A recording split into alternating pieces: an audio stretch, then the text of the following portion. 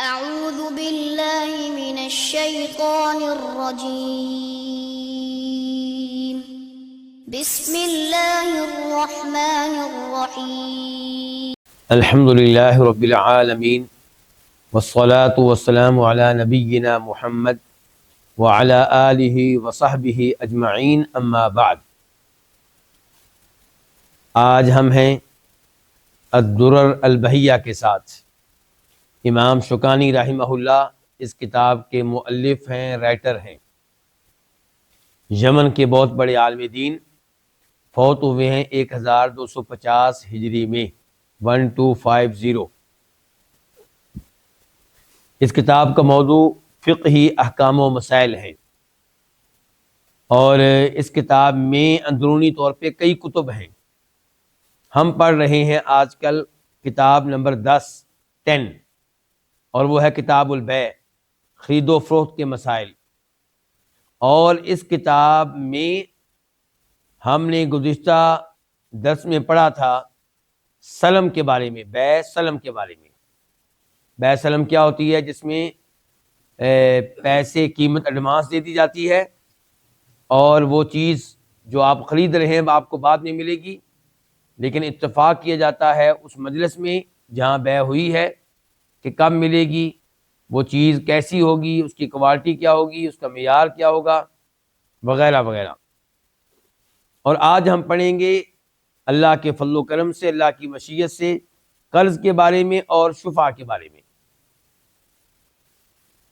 تو قرض کے بارے میں کہتے ہیں امام شوکانی رحمہ اللہ، باب القرض یجب ارجاع مثلہ، کہ یجب واجب ہے، ارجاع واپس کرنا، مثلہ اس کی مثل۔ کس کی مثل؟ قرض کی مثل، یعنی کہ جیسی چیز لی تھی بطور قرض ویسی چیز آپ نے واپس کرنی ہے۔ اشارہ اس بات کی طرف ہے کہ اس میں اضافہ نہیں ہونا چاہیے۔ اگر اضافہ ہوگا تو اسے کیا کہا جائے گا؟ سود۔ اس بارے میں ایک حدیث آپ کے سامنے رکھنا چاہوں گا، جس سے اندازہ ہوگا کہ معاملہ کتنا حساس ہے، کتنا سنگین ہے، کتنا خطرناک ہے۔ امام بخاری روایت کرتے ہیں، حدیث کا نمبر ہے 3814، 3814، اور راوی ہیں اس کے ابو بردہ۔ ابو بردہ یہ بیٹے ہیں مشہور و معروف صحابی ابو موسیٰ اشعری رضی اللہ تعالی عنہ کے۔ کہتے ہیں اتیت المدینہ، میں مدینہ آیا۔ کہاں سے آئے ہوں گے؟ یہ عراق میں رہتے تھے، کیونکہ ان کے والد گرامی بھی عراق میں رہتے تھے، ان کو عراق بھیجا گیا تھا، وہ عراق میں رہے تو اولاد بھی پھر وہیں رہنے لگی۔ تو یہ ابو بردہ عراق سے آئے ہیں مدینہ ملنے کے لیے، زیارت کے لیے، مسجد نبوی کی زیارت کے لیے۔ کہتے ہیں اتیت المدینہ، میں مدینہ آیا، فلقیت عبد اللہ بن سلام رضی اللہ تعالی عنہ، تو میری ملاقات ہوئی جناب عبداللہ بن سلام رضی اللہ عنہ سے۔ اور یہ کون ہیں؟ یہ یہودیوں کے بہت بڑے عالم دین تھے۔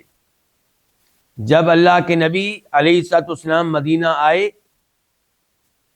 تو انہوں نے بھی دلچسپی لی کہ اتنا شور اٹھا ہوا ہے دنیا میں کہ جی ایک آدمی آیا جو اپنے آپ کو نبی کہتا ہے، اور ان کے پیروکار بھی مدینہ میں ان کے آنے سے پہلے پہنچ چکے ہیں، اور ہماری کتابوں میں بھی لکھا گیا کہ آخری نبی آئے گا اور اس کے یہ اوصاف ہوں گے، یہ علامات ہوں گی، نشانیاں ہوں گی۔ معلوم کرنا چاہیے کہ کون ہے یہ آدمی۔ آئے، آپ کو دیکھا، کہتے ہیں چہرہ دیکھتے ہی میں جان گیا کہ یہ چہرہ کسی جھوٹے انسان کا چہرہ نہیں ہو سکتا۔ اس کے بعد آپ کی تعلیمات سنی تو ادھر ہی مسلمان ہونے کا اعلان کر دیا۔ تو اللہ ان کو ہدایت دیتا ہے جو ہدایت لینے میں مخلص ہو۔ تو یہ ہیں عبداللہ بن سلام، اور یہ ان میں سے ایک ہیں جن کو خوشخبری ملی دنیا میں کسی کی جنت میں جانے کی۔ یعنی کہ اگر کوئی چاہتا ہے کہ ایسے شخص کو دیکھے جو جنتی ہے، دنیا میں چل رہا ہے، تو آپ نے فرمایا تھا ان کو دیکھ لیں، یعنی کہ عبداللہ بن سلام رضی اللہ تعالیٰ عنہ کو۔ تو عبداللہ بن سلام سے ملاقات ہوئی بلا کس کی؟ ابو بردہ کی. فقالا تو یہ کہنے لگے کون؟ عبداللہ بن سلام. الا تجیء فاطعمک سویقا وتمرا وتدخل فی بیت، کیا تم میرے ساتھ نہیں چلو گے؟ میں تمہیں ستو کھلاؤں گا، کھجوریں کھلاؤں گا، اور تمہیں ایک عظیم گھر میں داخل ہونے کا موقع ملے گا. عظیم گھر کس کے گھر کو کہہ رہے ہیں؟ اپنے گھر کو. اور یہ بڑی عجیب بات ہے کہ اپنے گھر کو عظیم کہہ رہے ہیں. ابھی آپ کو بتائیں گے کہ اس میں راز کیا ہے.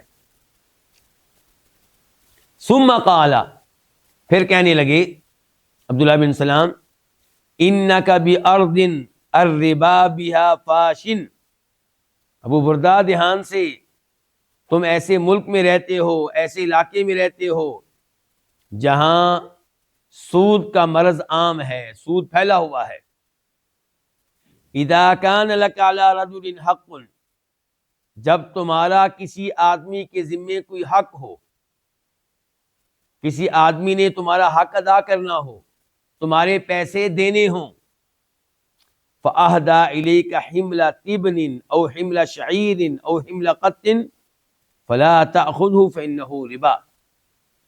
یہ جس نے آپ کا قرض دینا ہے، یہ جس نے آپ کے پیسے دینے ہیں، اگر آپ کو ہدیہ کے طور پہ، تحفہ کے طور پہ توڑی کا کوئی بولا بھیج دے، توڑی کی کوئی گانٹھ بھیج دے، یا جوں کا کوئی بولا بھیج دے، جوں کی کوئی گانٹھ بھیج دے، یا چارے کی کوئی گانٹھ بھیج دے، فلا تاخذوا، یہ ہدیہ نہ لینا، فإنہ ربا، کیونکہ یہ سود ہے.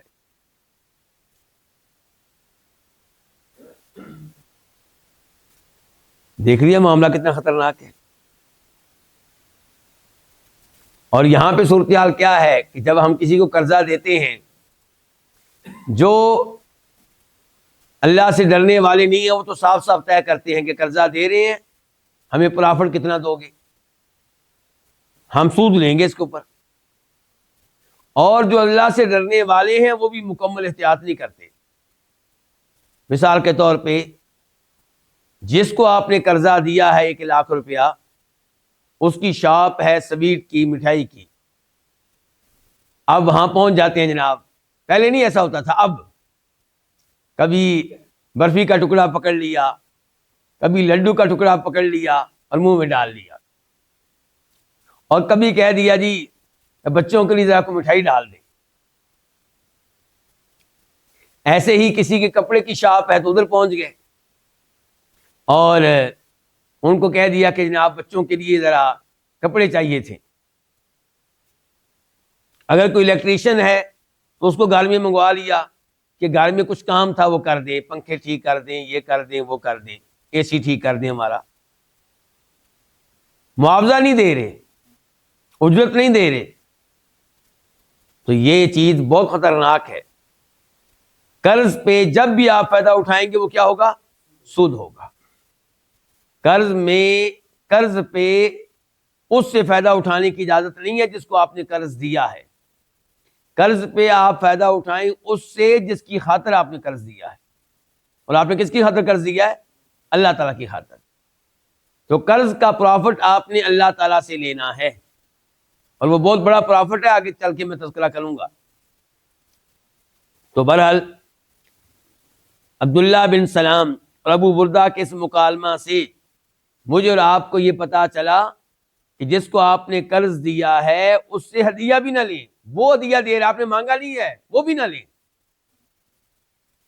ہاں اگر قرض سے پہلے بھی آپ کو وہ تحائف دیا کرتا تھا اور ایسے ہی تحائف دیا کرتا تھا پھر کوئی مسئلہ نہیں. لیکن وہ تحفہ جو آپ کو لگے کہ اس کے پیچھے قرض ہے، قرض کی وجہ سے آج کل مجھے یہ تحائف دے رہا ہے، پہلے تو نہیں دیا کرتا تھا. عبداللہ بن سلام کہہ رہے ہیں ایسا تحفہ نہ لینا، یہ سود ہے.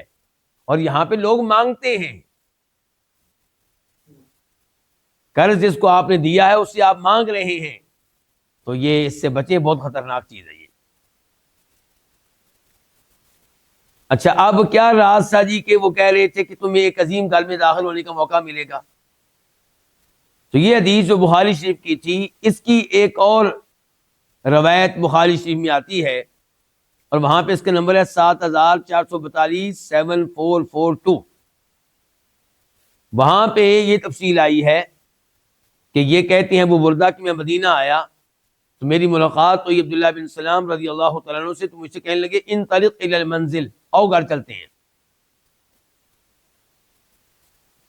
فاسقیک فی قدح شرب فیہ رسول اللہ صلی اللہ علیہ وسلم، میں تمہیں اس پیالے میں پانی پلاؤں گا جس پیالے میں نبی علیہ الصلوۃ والسلام نے میرے گھر میں آ کے پانی پیا تھا،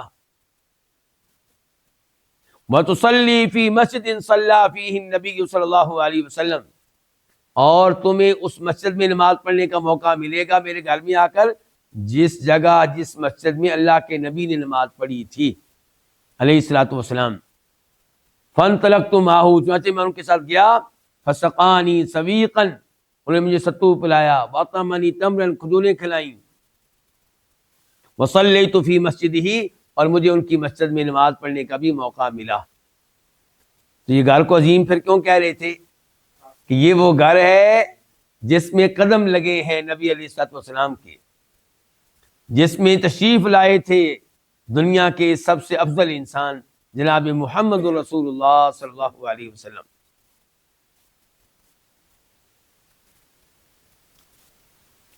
تو ہم نے پہلا مسئلہ قرض کے باب میں کیا پڑھا ہے کہ جیسا قرض دیا ہے ویسے ہی آپ واپس لیں، اس سے زیادہ واپس نہ لیں۔ امام شوکانی کہتے ہیں نمبر 2، وَيَجُوزُ أَن يَكُونَ أَفْضَلَ أَوْ أَكْثَرَ إِذَا لَمْ يَكُنْ مَشْرُوطًا، اور جائز ہے کہ واپس آپ قرض سے بہتر چیز لیں یا اس سے زیادہ لیں جب کہ شرط نہ رکھی گئی ہو، یعنی کہ آپ نے قرضہ کسی کو دیا تھا 1 لاکھ اور طے یہ ہوا تھا کہ 1 لاکھ ہی واپس لوں گا، وہ واپس کرے گا۔ اب اگر وہ آپ کو مزید کچھ دے رہا ہے تو کہتے ہیں کہ وہ جائز ہے، اس میں کوئی حرج نہیں ہے۔ تو عبداللہ بن سلام تو کہہ رہے تھے کہ یہ سود ہے،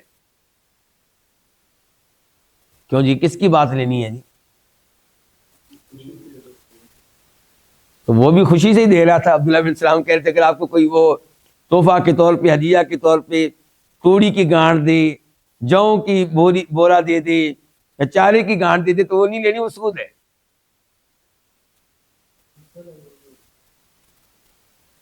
تو آپ نے فرق ذہن میں رکھنا ہے، اگر وہ آپ کو دے رہا ہے مکمل قرض کی ادائیگی سے پہلے تو نہ لیں۔ ابھی آدھا قرض دیا ہے اور آپ کو تحائف بھیجنے شروع کر دیا اس نے، تو یہ تحائف بھیج رہا ہے اس قرض کی وجہ سے جو بھی باقی ہے، اور قرض کے اوپر فائدہ اٹھانے کی اجازت نہیں ہے۔ لیکن اگر وہ آپ کو آخری قسط دینے آیا ہے اور اس کے ساتھ کوئی ہدیہ دیتا ہے، جی بسم اللہ، یعنی کہ قرض مکمل واپس کر رہا ہے اور اب ساتھ کوئی ہدیہ دیتا ہے، بہت اچھی بات، دیں آپ، کوئی مسئلہ نہیں، کیونکہ اب قرض باقی نہیں رہا۔ اس بارے میں دلائل آپ کے سامنے رکھنا چاہوں گا۔ پہلے نمبر پہ وہ حدیث ہے جس کو امام بخاری روایت کرتے ہیں، نمبر ہے 2394 2394، اور امام مسلم روایت کرتے ہیں، نمبر ہے 715 715۔ راوی ہیں جناب جابر بن عبداللہ رضی اللہ تعالیٰ عنہما، کہتے ہیں کہ اتیت النبی صلی اللہ علیہ وسلم، میں نبی علیہ الصلوۃ والسلام کے پاس آیا، وہو فی المسجد، جبکہ آپ مسجد میں تھے۔ یاد رہے کہ اس کے پیچھے ایک پورا واقعہ ہے تاکہ آپ بات پوری سمجھ سکیں۔ وہ واقعہ میں ذکر کرتا ہوں مختصر طور پہ کہ نبی علیہ السلام اور جناب جابر ایک جنگ سے، غزوہ سے واپس آ رہے تھے۔ جناب جابر کا اونٹ سست ہو گیا، چلنے کا نام ہی نہیں لے رہا تھا، تو نبی علیہ السلام تشریف لائے تو آپ نے کہا جابر کیا مسئلہ ہے؟ جی اللہ کے رسول یہ تھک گیا ہے، اب صحیح چلتا نہیں ہے۔ تو آپ نے ایک تو دعا دی اور ایک آپ نے ہلکی سی ضرب لگائی کس کو؟ اونٹ کو، تو وہ بہت ہی تیز رفتار ہو گیا. نبی علیہ السلام کی برکت دیکھیے، بہت ہی تیز رفتار ہو گیا. اب اللہ کے نبی کہنے لگے جناب جابر سے کہ جابر یہ اونٹ مجھے بیچ دو صلی اللہ علیہ وسلم. جابر رضی اللہ عنہ شروع میں کہنے لگے نہیں اللہ کے رسول میں بیچنا نہیں چاہتا. اللہ کے رسول نے اصرار کیا کہ نہیں مجھے بیچ دو. جب جابر نے کہا ٹھیک ہے اللہ کے رسول پھر آپ لے لیں. قیمت طے ہو گئی اور یہ بھی طے ہو گیا کہ جناب جابر مدینہ پہنچنے تک اس پہ سوار رہیں گے. مدینہ پہنچنے تک سواری اس کے اوپر کریں گے کون؟ جناب جابر. جابر جب مدینہ آئے تو اونٹ لے کر پہنچ گئے نبی علیہ السلام کے پاس، اور آپ مسجد نبی میں کھڑے تھے، مسجد نبی کے باہر کھڑے تھے. یعنی کبھی باہر کھڑے ہوں گے کبھی اندر کھڑے ہوں گے، کیونکہ روایات میں دونوں طرح تذکرہ آتا ہے. تو کہا اللہ کے رسول یہ ہے آپ کا اونٹ، اور ادھر باندھ دیا گیا اونٹ کو. آپ نے اونٹ کا جائزہ لیا، چکر لگایا، اور آپ نے جناب بلال سے کہا کہ جابر کو میری طرف سے قیمت ادا کر دو. تو جناب بلال نے قیمت ادا کر دی. آپ نے کہا نہیں اس کو اضافی قیمت بھی دو، جو قیمت طے ہوئی ہے اس سے بڑھ کر دو. چنانچہ انہوں نے اضافی قیمت بھی دے دی. اب جناب جابر جانے لگے ہیں، بڑے خوش ہیں کہ اللہ کے رسول نے ریٹ بڑا اچھا لگایا ہے، اور پھر اوپر سے ریٹ سے بڑھ کر بھی کچھ پیسے دے دیں گے. تھوڑا سا آگے گئے، پیچھے سے اللہ کے رسول نے آواز دی جابر. تو جناب جابر واپس آ گئے اور ڈر یہ رہے تھے کہ کہیں نبی علیہ السلام اس بیع کو کینسل نہ کر دے. آپ نے کہا جابر یہ اونٹ لے جاؤ، اونٹ بھی تمہارا، قیمت بھی تمہاری. دراصل آپ جناب جابر کی مدد کرنا چاہتے تھے لیکن اچھے انداز سے. تو یہ حدیث اب دیکھیے کہ جناب جابر سے روایت ہے کہ میں نبی علیہ السلام کے پاس آیا جب کہ آپ مسجد میں تھے. فقال، تو آپ نے کہا صلی رکعتین، جابر 2 رکعتیں ادا کرو. وکان لی علیہ دین، اور میرا آپ کے ذمے کوئی دین تھا، قرض تھا. اچھا لفظ یہاں پہ کیا استعمال ہوا ہے؟ دین. لفظ قرض استعمال نہیں ہوا، حالانکہ لفظ قرض بھی عربی کا لفظ ہے. اس حدیث میں لفظ کیا آیا ہے؟ دین. قرض نہیں آیا، کیونکہ قرض اور دین میں تھوڑا سا فرق ہے. کون بتائے گا آپ میں سے یہ فرق؟ قرض اور دین میں کچھ فرق ہے. جو میں نے آپ سے ادھار لیا ہے یہ کیا ہو گیا؟ قرض. میں نے آپ سے قرض لیا اور آپ نے مجھے قرض دیا، لیکن میں نے آپ سے یہ قلم خریدا لیکن قیمت ابھی نہیں دی. اس کو کیا کہیں گے؟ اس کو دین کہیں گے، کیونکہ میں نے پیسے آپ سے لیے نہیں ہیں، چیز خریدی ہے جس کی قیمت میں نے دینی ہے. اس کو کیا کہا جائے گا؟ دین. کوئی بھی حق جو میں نے آپ کا ادا کرنا ہے اس کو دین کہیں گے، چاہے وہ قرض ہو چاہے کچھ اور ہو. لیکن جو قرض ہے یہ صرف ان پیسوں پہ بولا جائے گا جو میں نے آپ سے بطور ادھار لیے تھے. جناب جابر نے جو اللہ کے رسول کے پیسے دینے تھے وہ قرض لیے تھے، نہیں اونٹ بیچا تھا. سمجھیں بات کو؟ میں اشارہ کس طرف کرنا چاہتا ہوں؟ میں اشارہ یہ کرنا چاہتا ہوں کہ جو بجلی کا بل آتا ہے اور بل لیٹ ہو جائے تو اس کے اوپر کیا پڑتا ہے؟ جرمانہ. کیا ہم نے حکومت سے قرض لیا ہوتا ہے؟ لیکن وہ دین تو ہوتا ہے نا، حکومت کا وہ حق ہم نے ادا کرنا ہے. تو اگر بل لیٹ ہونے کی وجہ سے جرمانہ پڑے گا تو وہ سود ہے. سکول فیس لیٹ ہونے پہ جرمانہ پڑے گا، وہ کیا ہے؟ وہ سود ہے. اچھا اب لوگ یہاں سے مسئلہ اور پوچھتے ہیں تو وہ بھی میں بھی واضح کر دوں. آپ نے مثال کے طور پہ کوئی امتحان دینا تھا، ایگزام دینا تھا، اور جو انٹری ڈیٹ ہے وہ گزر گئی، داخلہ فارم جمع کروانے کی ڈیٹ گزر گئی. اب وہ کہتے ہیں جو اب جمع کروائے گا اس سے ہم ڈبل فیس لیں گے. تو یہ سود ہے یا نہیں؟ یہ سود نہیں ہے، کیونکہ یہاں پہ آپ نے کوئی چیز دینی نہیں تھی. یہاں پہ ایسا نہیں تھا کہ آپ نے کوئی چیز دینی ہو اور لیٹ ہوئے ہوں تو کہہ رہے ہوں کہ اب جرمانہ ڈال رہے ہیں. آپ نے ہمارا 10,000 روپیہ دینا تھا، آپ لیٹ ہو گئے تو اب آپ کو 1,000 روپیہ اور دینا پڑے گا، ایسا نہیں ہے. فرق سمجھ رہے ہیں؟ تو بل وغیرہ کبھی لیٹ نہ ہونے دیں. اگر بل لیٹ ہونے پہ جرمانہ پڑتا ہے تو یہ سود ہے، چاہے آپ کو کسی سے قرضہ لینا پڑے. قرضہ لے کر وہ بل وقت پہ جمع کروائیں تاکہ سود نہ چڑھے. یہ نہ سوچا کریں 10 روپے دے دوں گا جی، نہیں نہیں نہیں نہیں، سود دیں گے گناہ ہے. اور ہمیشہ ڈیٹ دیکھتے رہیں، کبھی بھی بل کو لیٹ نہ ہونے دیں.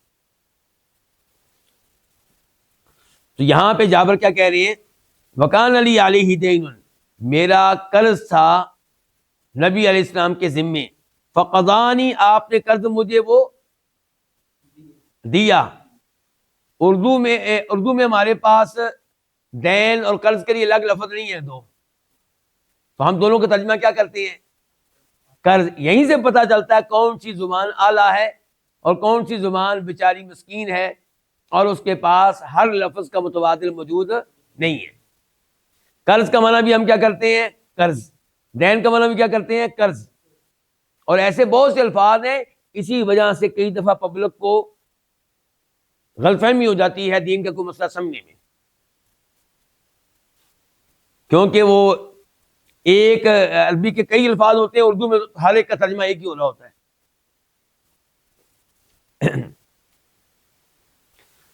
فقدانی، تو آپ نے مجھے وہ یعنی قیمت ادا کی. وزادنی، اور مجھے مزید بھی دیا. اچھا، یہ مزید کتنا دیا؟ بخاری شریف کی دوسری روایت ہے 2309 2309، وہاں سے پتہ چلتا ہے کہ ایک قرات مزید دیا، ایک قرات مزید دیا.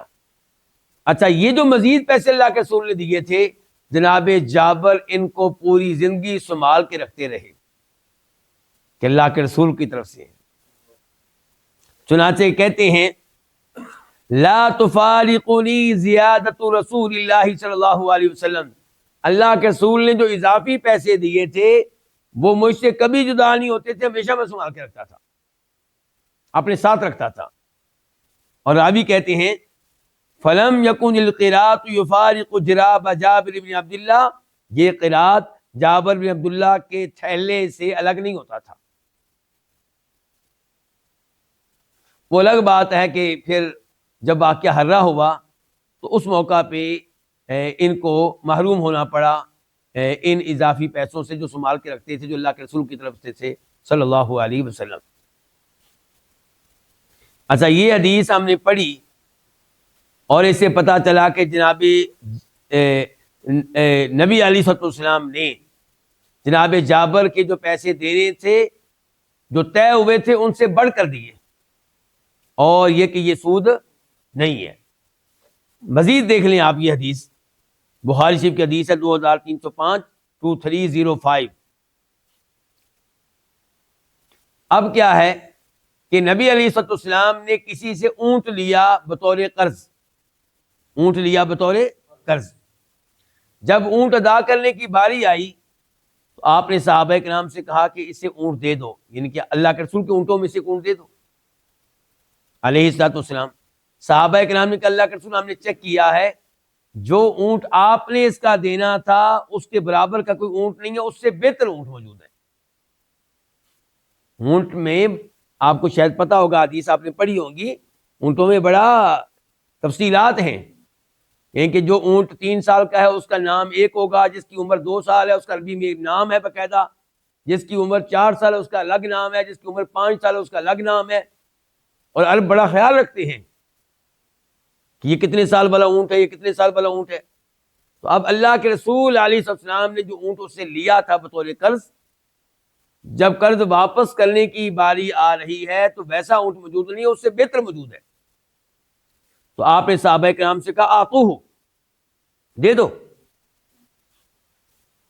اب اصول کیا تھا کہ جیسا قرض لیا ہے ویسا ہی واپس کرنا ہے. جب اب آپ افضل ادا کر رہے ہیں تو پتہ چلا کہ اس میں کوئی حرج نہیں ہے. لیکن وہی بات کہ جب آخری قسط آپ دے رہے ہوں تب جو مرضی آپ ساتھ دے دیں. آپ نے 1,00,000 روپیہ دینا تھا کسی کا, ساتھ ایک سوٹ لے جائیں.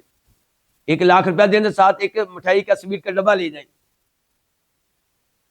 آپ نے 1,00,000 روپیہ دینا تھا ساتھ جس کا 1,00,000 روپیہ دینا تھا اس کے بچوں کے کپڑے لے جائیں. آپ کوئی عرض نہیں ہے. لیکن آخری بات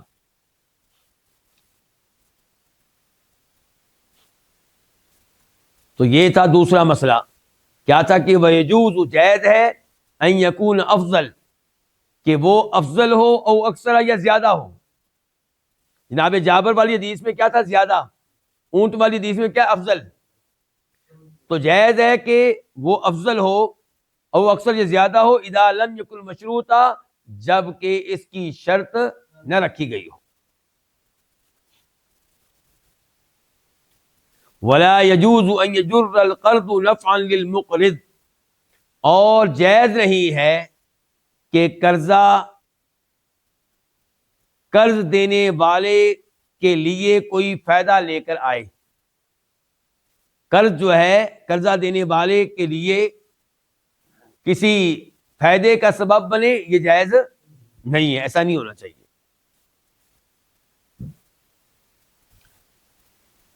اب سوال یہ پیدا ہوتا ہے کہ قرض پہ فائدہ اٹھانے کی اجازت نہیں ہے. اس کی مثالیں واضح ہیں کہ 1,00,000 روپیہ دے کے 1,00,000 روپیہ اور 5,000 روپیہ واپس لینا, یا یہ کہنا اقرضک علی ان تبیعنی کذا, میں تمہیں قرض دیتا ہوں اس شرط پہ کہ تم مجھے اپنی فلاں گاڑی بیچو. اچھا, آپ اسے گاڑی بیچنے میں مجبور کیوں کر رہے ہیں؟ قرض کی وجہ سے. تو یہ بھی آپ قرض پہ فائدہ اٹھا رہے ہیں, یہ بھی جائز نہیں ہے. یا آپ کہتے ہیں کہ میں آپ کو قرض دوں گا علی ان تقرضنی مالا اذا احتجت, میں آپ کو قرض دے رہا ہوں شرط پہ کہ جب کل کو مجھے ضرورت پڑے گی تو آپ نے مجھے قرض دینا ہے. تو اس میں بھی مسئلہ ہے, اس سے بھی بچنا چاہیے. اچھا, اب یہ قرض کے تعلق سے بنیادی مسائل تھے جو امام شوکانی نے ذکر کر دیے ہیں, لیکن قرض کے تعلق سے چند باتیں آپ کے سامنے رکھنا مفید ہوگا. ان میں سے ایک یہ ہے کہ قرض دینے کی فضیلت کیا ہے. کاش یہ ہم جان لیں, کیونکہ ہم سوال کیا کرتے ہیں, جی مولوی صاحب پھر میں 1,00,000 روپیہ دوں گا, مجھے کیا فائدہ ہوگا؟ الٹا جناب میرے پیسوں کی قیمت گر گئی ہے. کیا کہتے ہیں؟ میرے پیسوں کی قیمت گر گئی ہے. تو آئیے آپ کو بتاتے ہیں فائدہ کیا ہوگا.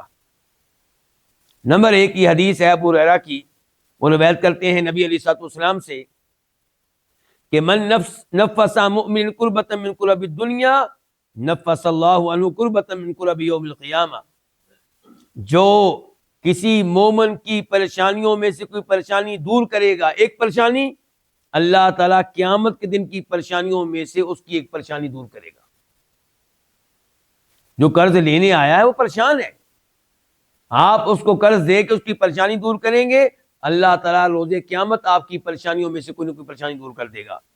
اور اسی حدیث میں وَمَن يَسَّرَ عَلَى مُعْسِرٍ, جو کسی تنگ دست کے لیے معاملہ آسان کر دے, یسر اللہ علیہ فی الدنیا والآخرہ, اللہ تعالیٰ اس کے معاملات کو دنیا آخرت میں آسان کر دے گا.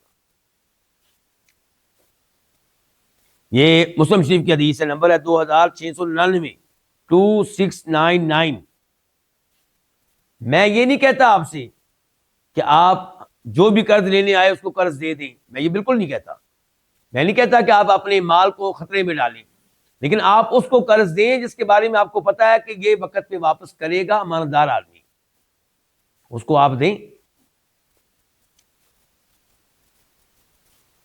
اب اس بارے میں ایک حدیث اور سنیں آپ, بڑی اہم حدیث ہے. اب تو مسند احمد کی حدیث ہے. مسند احمد میں اس کا نمبر ہے 23,046,23,046. راوی ہیں جناب بریدہ رضی اللہ تعالی عنہ. ان کی حدیث کا مفہوم اور خلاصہ یہ ہے کہ فرمایا نبی علیہ الصلوۃ والسلام نے جب آپ کسی کو قرضہ دیں تو جتنے دنوں کے لیے قرضہ دیں گے ہر دن اتنے پیسوں کے صدقہ کرنے کا ثواب ملے گا جتنا آپ نے قرض دیا ہے. سمجھے ذرا حدیث کو. مثال کے طور پہ آپ نے قرض دیا 1,00,000 روپیہ. کتنا دیا آپ نے؟ اور دیا آپ نے 1 مہینے کے لیے. کتنے دن ہو گیا؟ 30 دن. تو آپ کو 30 کو ضرب دیں 1,00,000 سے کتنے ہو گئے؟ 30 لاکھ روپیہ صدقہ کرنے کا ثواب ملے گا جبکہ آپ نے صدقہ 1 روپیہ بھی نہیں کیا, پیسے واپس آ گئے ہم کے پاس. اب بتائیے قرض دینا چاہیے کہ نہیں دینا چاہیے؟ اس کو دیں قرض جو امانت دار ہے, جو آپ کا قرض ضائع کرنے والا نہیں ہے, جو وقت پہ واپس کرے گا, آپ کو تنگ نہیں کرے گا, آپ کو پتا ہے, اس کو آپ قرض دیں. مہینے کا آپ کو 30 لاکھ روپیہ کا صدقہ کرنے کا ثواب مل گیا ہے, بہت بڑی بات ہے. اور اسی حدیث میں ہے, مزید سنیں آپ, اسی حدیث میں ہے کہ فرمایا اگر وہ مقررہ مدت تک پیسے واپس نہ کر سکے اور آپ اس کو مزید گنجائش دے دیں, مزید مہلت دے دیں, آپ روزانہ ڈبل صدقہ کرنے کا ثواب ملے گا. مثال کے طور پہ اب آپ نے اس کو مزید 1 مہینہ دے دیا, اب ثواب روزانہ کتنے لاکھ کا ملے گا؟ یعنی کہ 2 لاکھ کا ملے گا.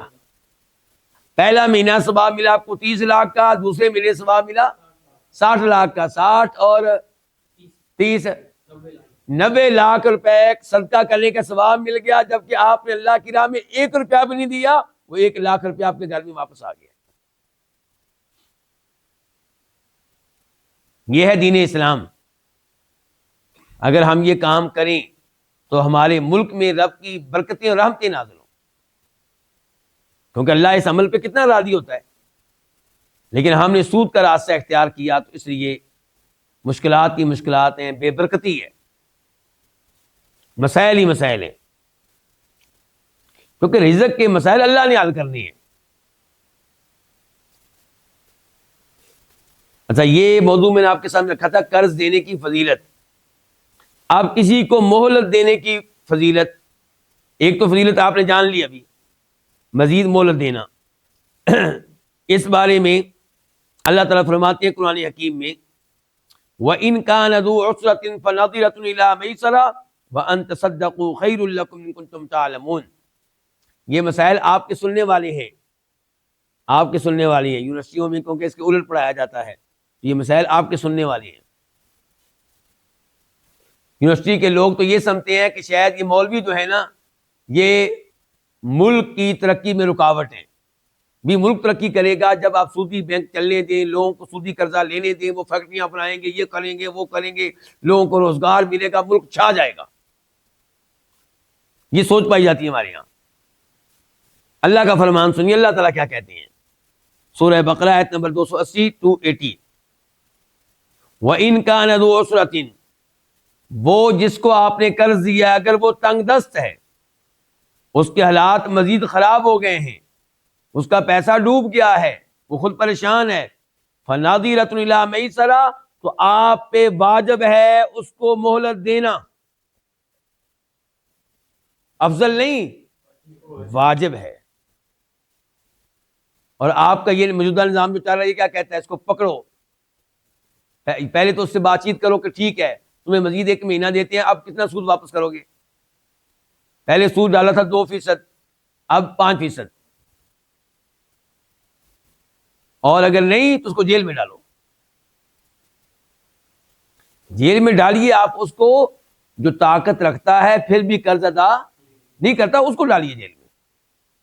یہاں بات ہو رہی ہے اس کی جس کو آپ بھی مانتے ہیں کہ واقعی اس کے حالات مزید خراب ہو چکے ہیں بیچارے کے. آپ بھی مانتے ہیں کہ اس کے گھر میں بھوک نے ڈیرے ڈال دیے ہیں, اس کے بچے بھوکے سوتے ہیں, تو اس کو آپ مہلت دیں اور اللہ سے خیر کی امید رکھیں. یہ نہ سوچیں میرا 1 لاکھ روپیہ ڈوب جائے گا, میں کیا کروں, اور اللہ تجھے 10 لاکھ روپیہ اس کے بدلے میں دے گا. تو اللہ کی خاطر ذرا اس کو مہلت دے کر تو دیکھ. وَإِن كَانَ ذُو عُسْرَةٍ, اگر کوئی تنگ دست ہے, فَنَظِرَةٌ إِلَىٰ مَيْسَرَةٍ, تو واجب ہے کہ آپ اسے کیا دیں, مہلت دیں. کب تک مہلت دیں؟ إِلَىٰ مَيْسَرَةٍ, اس کے حالات اچھے ہونے تک. مزید سنیے, مزید سنیے, یہ دین اسلام کیا عظیم دین ہے. فرمایا وَأَن تَصَدَّقُوا خَيْرٌ لَكُمْ إِن كُنتُمْ تَعْلَمُونَ، اور اگر تم اس تنگ دست کو وہ قرضہ معاف کر دو تو یہ افضل ہے، واجب نہیں ہے لیکن یہ کیا ہے؟ افضل ہے۔ جب تم نے بھی دیکھ لیا کہ اس کے حالات خراب ہیں، وہ واقعی فقیر ہے، واقعی محتاج ہے، تو یہ 1,00,000 روپیہ معاف کر دو، یہ تمہارے لیے بہتر ہے، اس کے لیے تو بہتر ہے ہی ہے، تمہارے لیے بہتر ہے۔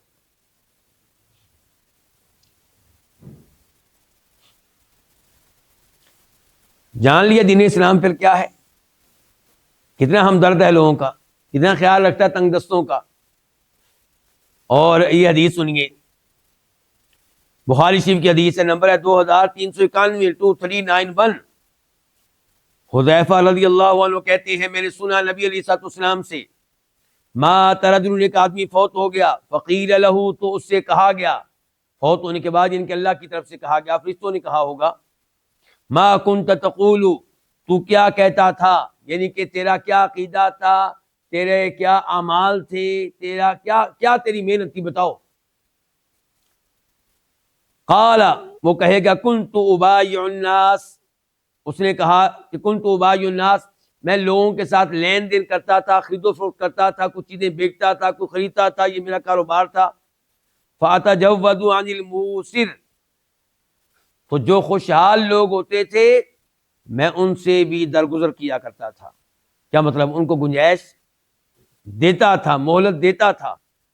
وَأُخَفِّفُ عَنِ الْمُعْسِرِ، اور جو تنگ دست ہوتا، غریب حال ہوتا، فقیر ہوتا، اس کے قرض میں کمی کر دیتا۔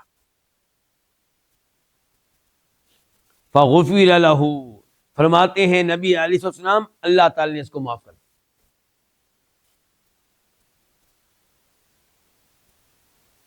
تو یہ بخاری شریف کی حدیث ہے۔ ایک حدیث اور سن لی اس موضوع پہ، موضوع ہمارا کیا چل رہا ہے اس وقت؟ تنگ دست کو مزید وقت دے دینا۔ مسلم شریف کی حدیث ہے، فرمایا نبی کریم صلی اللہ علیہ وسلم نے، من انذر معسرا او وضع عنہ اضلہ اللہ فی ظلہ، جو کسی تنگ دست کو مہلت دے یا قرضہ معاف کر دے، اللہ تعالیٰ اسے روز قیامت اپنے عرش کے سائے میں جگہ دے۔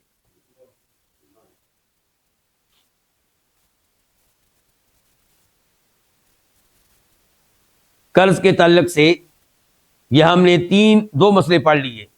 نمبر 1 پڑھا قرض کی فضیلت، نمبر 2 تنگ دست کو مہلت دینا، نمبر 3 یہ پڑھنے لگے ہیں کہ اگر کوئی مالدار ہے اور کسی کا حق دینا ہے، نہیں دے رہا، ٹال مٹول کر رہا ہے، تو یہ ظلم ہے، یہ زیادتی ہے۔ فرمایا نبی کریم صلی اللہ علیہ وسلم نے، مقت الغنی ظلم، مالدار کسی کا قرض ادا کرنے میں، کسی کا حق واپس کرنے میں ٹال مٹول سے، تاخیر سے کام لیتا ہے تو یہ ظلم ہے۔ اور دوسری حدیث میں اللہ کے نبی فرماتے ہیں، اور ظلم کیا ہوگا روز قیامت؟ الظلم ظلمات یوم القیامہ، یہ ظلم روز قیامت تاریکیاں بن جائیں گے، انسان کے لیے وبال بن جائیں گے۔ تو یہ حدیث جو ہے مقت الغنی ظلم، کہ ٹال مٹول کا تاخیر کرنا ظلم ہے، یہ اس کا نمبر ہے 2400 اور دوسری روایت سے پتہ چلتا ہے کہ اگر کوئی مالدار تاخیر سے کام لیتا ہے تو اس کی بےزتی کرنا جائز ہے، اور اس کو جیل میں ڈالنا یہ بھی کیا ہے؟ جائز ہے۔ چوتھے نمبر پہ قرض کے تعلق سے، کہ جو کسی سے قرض لے اور نیت اس کی صاف ہے، واپس کرنا چاہتا ہے، اور جو مدت مقرر ہوئی ہے اس کے مطابق واپس کرنا چاہتا ہے، تو اس کے لیے خوشخبری ہے کہ اللہ تعالیٰ اس کی مدد کرے گا۔ اور جو کسی سے قرض لے اور لیتے ہوئے نیت خراب ہے، واپس کرنے کی کوئی نیت نہیں ہے، تو اللہ تعالی کے عذاب سے بچ نہیں سکے گا، اللہ کی سزا سے بچ نہیں سکے گا۔ یہ سنیں حدیث ذرا، بخاری شریف کی حدیث ہے، نمبر ہے 2387 2387۔ فرمایا نبی علیہ الصلوۃ والسلام نے، من اخذ اموال الناس، جو لوگوں کا مال لے، یرید اداءہا، لیتے ہوئے اس کا ارادہ ہے کہ میں نے یہ مال واپس کرنا ہے، ادى اللہ عنہ، اللہ تعالیٰ اس کی طرف سے ادائیگی کر دے گا۔ اس کا کیا مطلب ہے؟ علماء کرام نے کہا اس کے دو مطلب ہیں. پہلا تو یہ کہ اللہ تعالیٰ اس کو قرض واپس کرنے کی توفیق دے گا، اللہ اس کے لیے آسانیاں کر دے گا، اللہ اس کی مدد فرمائے گا. اور اگر اللہ تعالیٰ کی طرف سے اسے دنیا میں توفیق نہ مل سکی، لیکن وہ بیچارہ پریشان تھا، قرض واپس کرنا چاہ رہا تھا، دعائیں کرتا تھا، محنت کرتا تھا، کسی حال میں فوت ہو گیا اور پیچھے سے وارثوں نے بھی قرض واپس نہیں کیا، ان کے پاس بھی طاقت نہیں تھی، تو اللہ تعالیٰ روز قیامت اس کی طرف سے ان کا حق ادا کر دے گا جن کا قرض اس نے دینا تھا. اس کی نیکیاں لے کر اس کو نہیں دی جائیں گی. لیکن یہ کون تھا؟ جس نے قرض لیا نیک نیتی سے اور واپس کرنے کے معاملے میں کیا تھا؟ پریشان، محنت کرتا رہا، دعائیں کرتا رہا، لیکن کچھ نہیں بن سکا، فوت ہو گیا. اس کے بارے میں بات ہو رہی ہے. تو ابھی حدیث کا میں نے آدھا حصہ پڑھا ہے، دوسرا حصہ کیا ہے؟ وَمَنْ أَخَذَهَا يُرِيدُ إِتْلَافَهَا، جو کسی سے کسی کا مال لے اور ارادہ ہو اس کو برباد کرنے کا، مال واپس نہ کرنے کا، أَتْلَفَهُ اللَّهُ، اللہ تعالیٰ اس بندے کو برباد کر کے رکھ دے گا.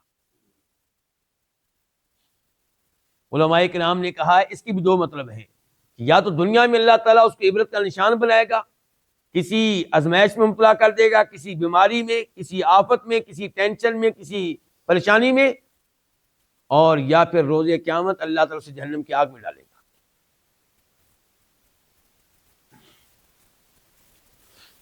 تو اگر آپ قرض لیتے ہیں اور ادائیگی کے معاملے میں آپ مخلص ہیں تو آپ کے لیے خوشخبری ہے ایک اور حدیث میں.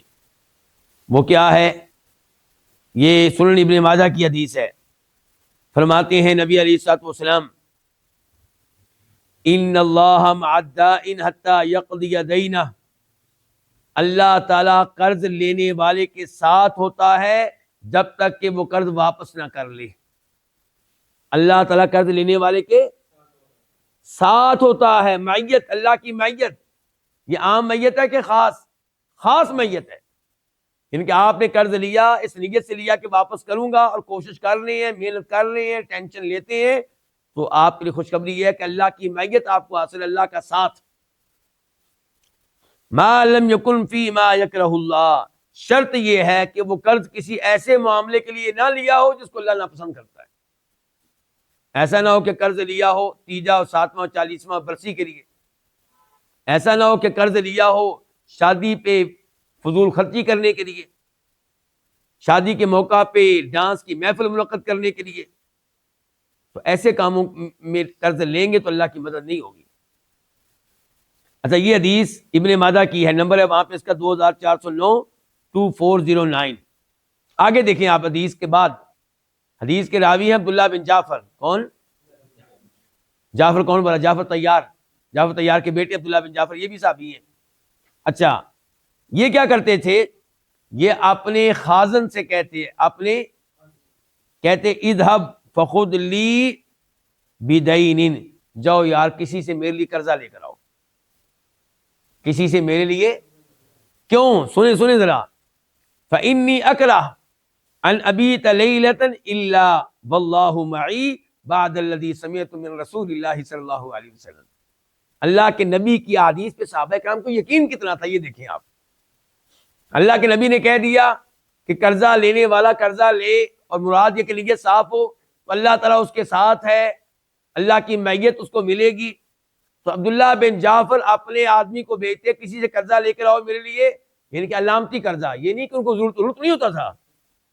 اس حدیث کی وجہ سے مثال کے طور پہ 50 روپے ہی لے آؤ، مثال کے طور پہ. کیوں؟ کیونکہ میں نہیں چاہتا کہ میں ایک رات بھی ایسی گزاروں جس میں اللہ کا ساتھ مجھے نہ ملے.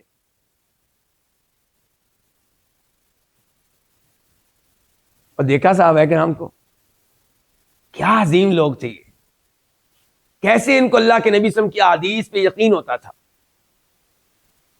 اور یہ وہ لوگ ہیں جن کو اللہ نے چن لیا اپنے نبی کی صحبت کے لیے علیہ الصلوۃ والسلام.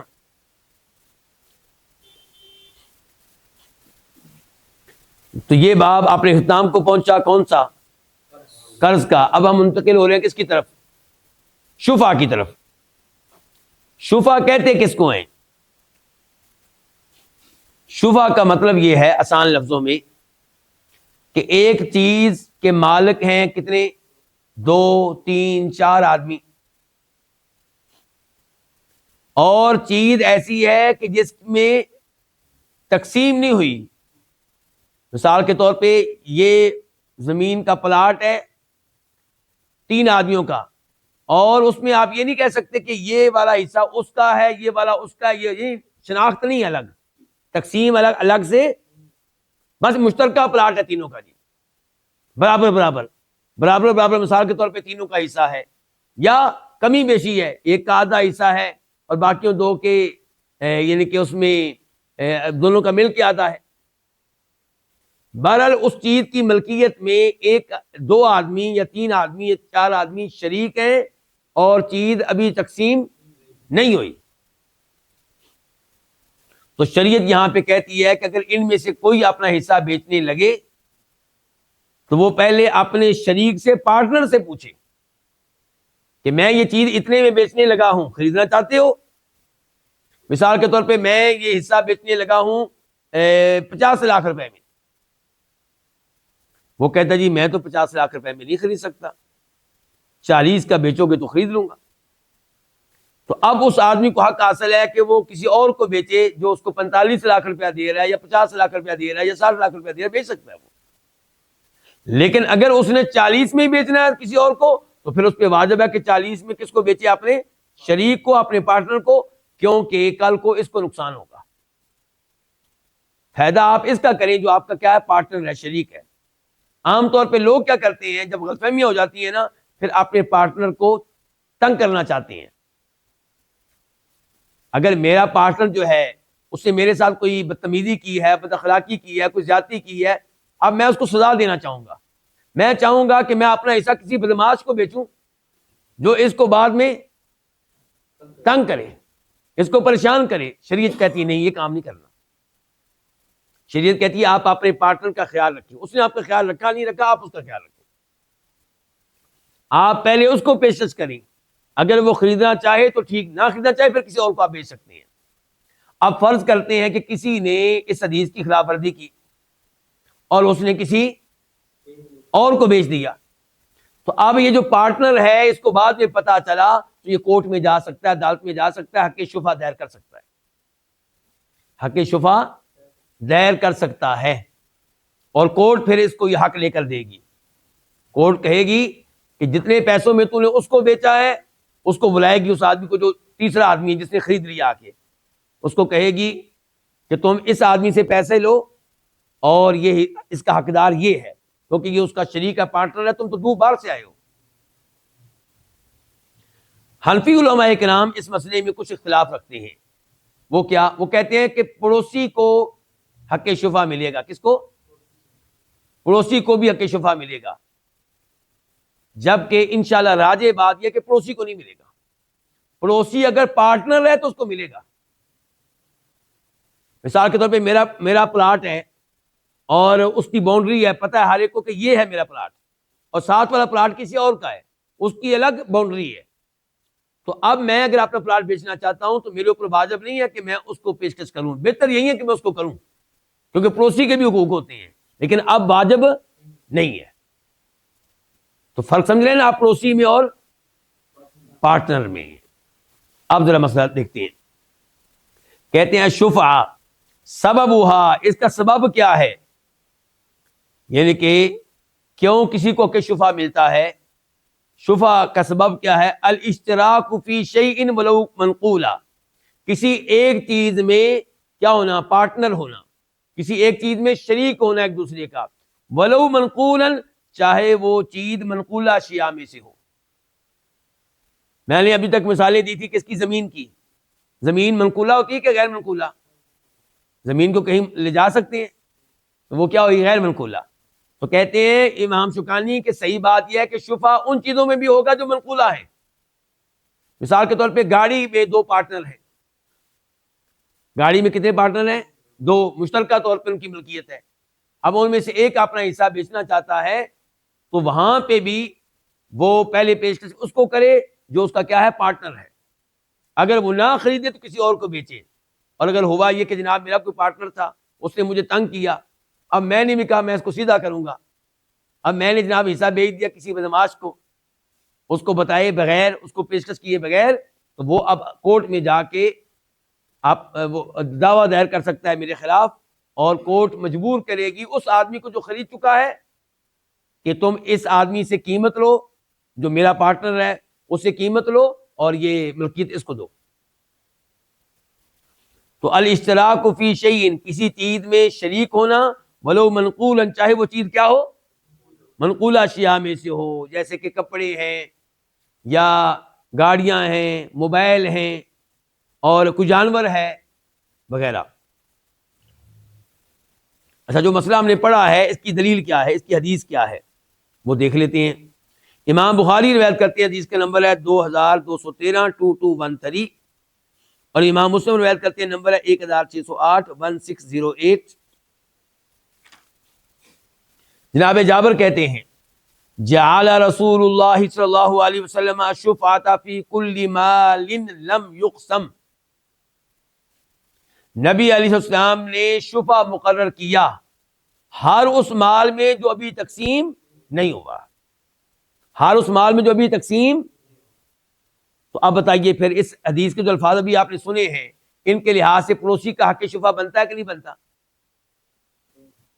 نہیں بنتا، کیونکہ پڑوسی کا مکان الگ ہے، میرا الگ ہے، اور شفع کا حق ہے اس مال میں جو ابھی تقسیم، یعنی کہ پارٹنر کو حق حاصل ہے، وہ پارٹنر جس کے ساتھ ابھی میرے اس زمین کی حد بندی نہیں ہوئی تھی، بس یہ تھا کہ آدھی زمین میری، آدھی اس کی، کون سی آدھی میری کون سی اس کی، یہ شناخت نہیں تھی، ابھی یہ طے ابھی نہیں ہوا تھا۔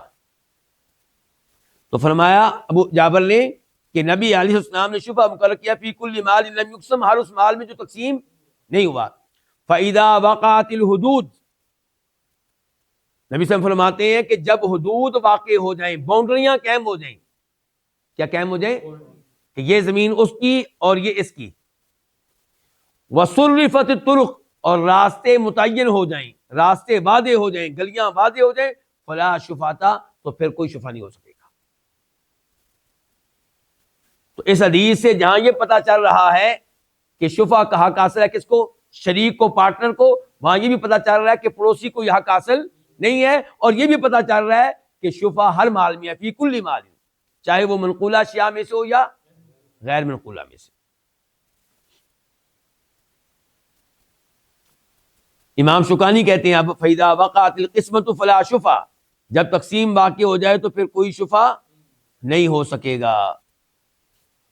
اچھا، کئی لوگ یہاں پہ وہ حدیث پیش کرتے ہیں جو پڑوسی کے حق شفع کے قائل ہیں، وہ حدیث پیش کرتے ہیں الجار حق بثقبہ، کہ فرمایا تھا نبی علیہ السلام نے کہ پڑوسی زیادہ حقدار ہے اپنے پڑوسی ہونے کی وجہ سے، اپنے قرب کی وجہ سے، قریب ہونے کی وجہ سے۔ لیکن معلوم ہونا چاہیے کہ لفظ الجار، جس کا ترجمہ اردو میں ہم کیا کرتے ہیں، پڑوسی، لفظ الجار دو معنی میں آتا ہے۔ یہ جہاں اس کا معنی ہوتا ہے کہ وہ آدمی جو آپ کے ساتھ رہتا ہے، جڑ کے بالکل ساتھ ہی اس کا گھر ہے، تو اس سے مراد پارٹنر بھی ہوتا ہے۔ پڑوسی کا ایک معنی کیا ہوتا ہے، تو پارٹنر کے اوپر بھی لفظ استعمال ہوتا ہے، تو ہم کہیں گے کہ اس سے مراد کیا ہے، پارٹنر ہوگا، کیونکہ اللہ کے رسول کی دوسری حدیث بتا رہی ہے کہ جب مال تقسیم ہو گیا پھر شفع نہیں ہے، اور پڑوسی کا تو مال تقسیم ہوتا ہے پہلے سے۔